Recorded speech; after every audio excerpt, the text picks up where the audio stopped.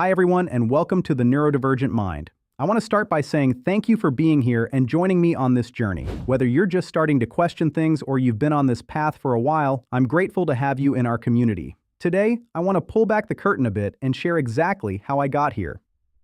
It started with my oldest son. He was a bit of a mystery at school, identified as gifted and hitting academic milestones way ahead of his peers, yet struggling deeply with his behavior. My wife and I dove headfirst into parenting books and research to understand what he was going through. We eventually had him evaluated, and the results were a turning point. He was identified as twice exceptional, ranking in the 99th percentile for academic talent, but also diagnosed with ADHD. Today, he's thriving in a more rigorous environment because we finally have the tools to help him navigate his unique challenges. But there was a second discovery. As I researched for my son, I started seeing myself.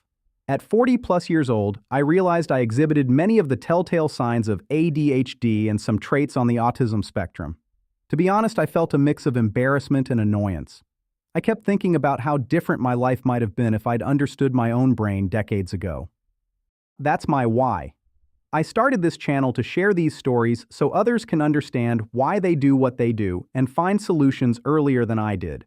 I want to help you feel a little less confused and a little less alone in the way you think and feel. Part of my personal journey includes being a regular therapy attendee. I've realized that, especially among men, these types of honest discussions don't happen nearly often enough. But I've found that sharing my story and the work I'm putting in has been an incredibly welcome experience. I've learned so much more about my friends and acquaintances just by opening up. I want to show other men that these conversations aren't just lip service. They are genuinely helpful and healing. I'm here to open doors for others to start their own journey. Now, a quick note, I am not a clinician. These stories are for educational and entertainment purposes. If you're seeking support, I highly recommend finding a professional therapist in your area.